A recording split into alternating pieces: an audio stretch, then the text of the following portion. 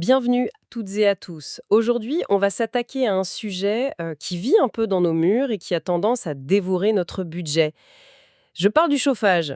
J'avoue que ma dernière facture d'énergie m'a fait un peu tousser et ça m'a poussé à me demander mais comment est-ce qu'on peut reprendre le contrôle? L'objectif, c'est de réduire la facture évidemment, mais sans pour autant devoir mettre trois pulls et un bonnet à l'intérieur. Et pour nous guider, on a une source assez dense, un guide pratique sur la programmation efficace du chauffage.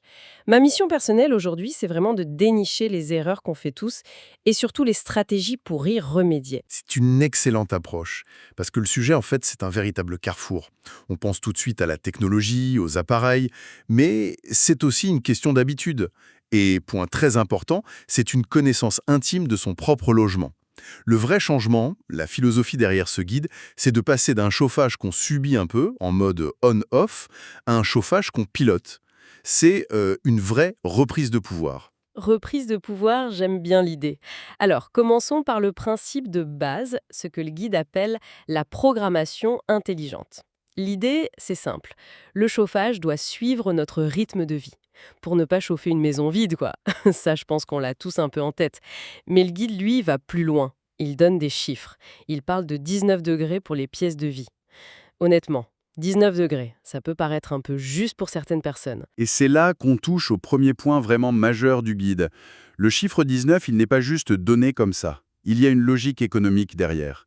Chaque degré en moins, et c'est ça le chiffre clé, représente jusqu'à 7% d'économie sur la facture de chauffage. Ah oui, 7%, hein. C'est colossal.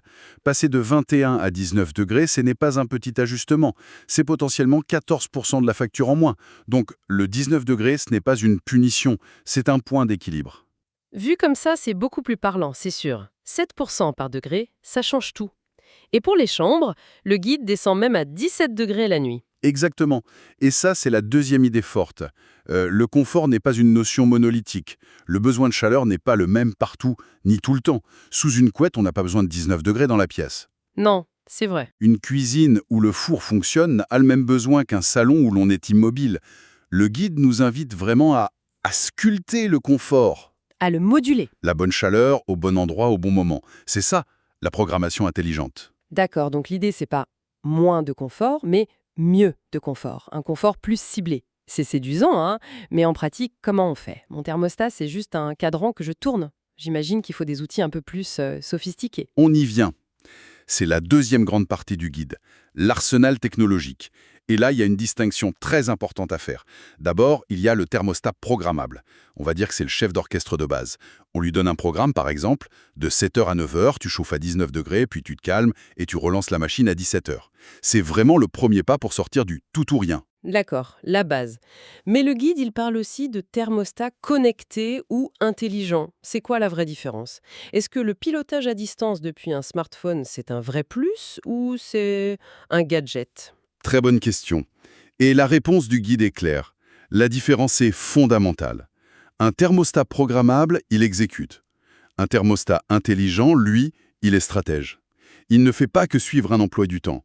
Premièrement, il apprend de vos habitudes. Et deuxièmement, il anticipe.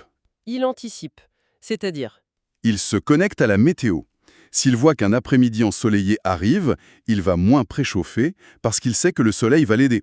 C'est de l'optimisation en temps réel. Ah oui, d'accord, l'anticipation météo, je vois bien l'intérêt. Et le fameux contrôle par smartphone alors? Le guide le présente comme un outil de gestion des imprévus. La vie, ce n'est pas un programme fixe. On rentre plus tôt, une soirée s'annule. Mhm.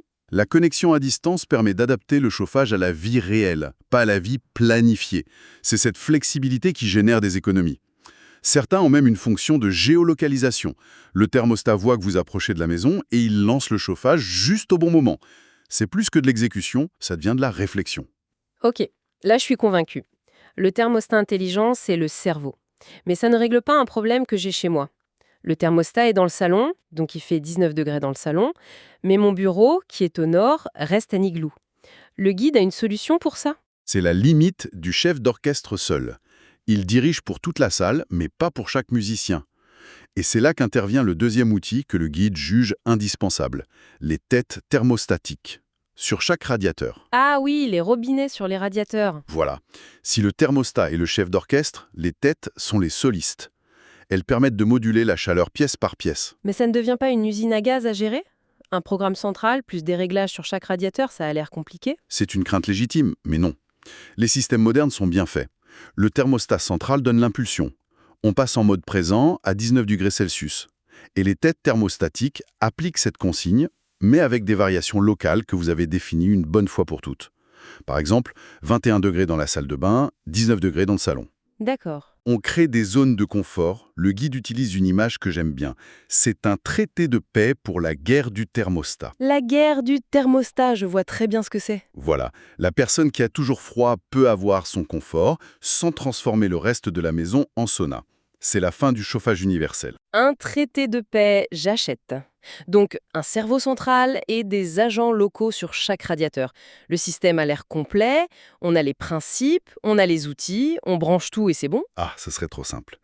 Et on arrive à la troisième partie du guide, la pièce maîtresse du puzzle, l'adaptation de toute cette stratégie au logement lui-même. On peut avoir la meilleure technologie du monde, si on ne comprend pas comment son bâtiment réagit, on passe à côté de l'optimisation.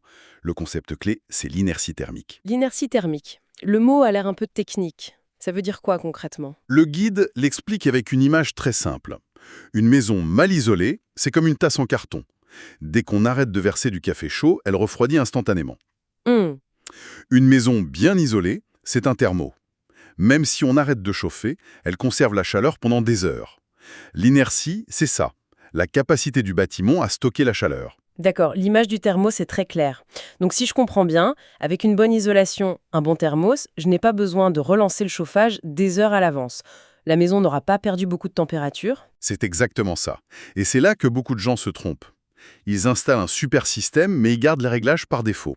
Or, ces réglages sont pensés pour une maison moyenne. Le guide insiste, la programmation est un dialogue avec sa maison. Il faut apprendre à la connaître. Il propose même une petite expérience à faire soi-même. Une expérience? Racontez-moi ça. C'est très simple. Un soir où il fait froid, une fois que la maison est à la bonne température, vous coupez tout, le chauffage. Et avec un thermomètre, vous mesurez combien de temps il faut pour perdre 1 degré, puis 2. Ce test, il vous en apprendra plus que n'importe quel diagnostic. Ah, c'est malin. Une maison qui perd 1 degré en 30 minutes, c'est la tasse en carton. Une autre qui met 3 heures, c'est le thermos. Et cette information, elle est cruciale pour régler l'anticipation du thermostat. C'est un conseil génial, parce que c'est hyper concret. Donc en fait, il faut devenir une sorte de médecin de sa propre maison. L'observer, comprendre ses réactions. Tout à fait. Et ça ne s'arrête pas à l'isolation. Le guide conseille aussi de prendre en compte l'exposition au soleil. Une pièce avec de grandes baies vitrées au sud n'a pas les mêmes besoins qu'une chambre au nord. Le but final, c'est que la programmation, les outils et le bâtiment travaillent vraiment en synergie. C'est un écosystème. C'est fascinant. En fait, le grand changement que propose ce guide, ce n'est pas juste d'acheter un nouveau gadget, c'est un vrai changement de mentalité. On passe de consommateur passif à gestionnaire actif de son propre écosystème thermique. C'est ça. En partant de ma facture, on a exploré la psychologie du confort, la technologie, et on finit en devenant des observateurs de notre habitat. C'est la synthèse parfaite. La philosophie du guide, c'est cette montée en compétence. Arrêter de subir une approche brutale, un bouton, une température pour tout le monde, et nous permettre de sculpter une solution sur mesure. Une solution plus respectueuse des ressources, du portefeuille, mais aussi infiniment plus respectueuse de nos besoins réels. Une approche plus élégante en somme. Pour finir, et pour prolonger un peu la réflexion, le guide se concentre beaucoup sur la programmation, la technologie. C'est un levier énorme, c'est clair. Mais maintenant qu'on a ce cadre, je me demande quel geste simple, presque low-tech, pourrait venir amplifier tout ça. Je pense à des choses toutes bêtes. C'est la prochaine étape logique, oui. Une fois que la machine est bien réglée, comment on peut l'aider? Fermer ses volets la nuit, ça crée une couche d'isolation en plus. Ne pas mettre un canapé juste devant un radiateur, ça bloque la chaleur. Purger ses radiateurs. Des gestes de bon sens, en fait. Exactement. Ce sont des petits gestes qui, mis bout à bout, peuvent encore ajouter quelques pourcents d'économie. Le système intelligent gère la production de chaleur, ses habitudes, elles, gèrent sa conservation. C'est peut-être le sujet de notre prochaine exploration.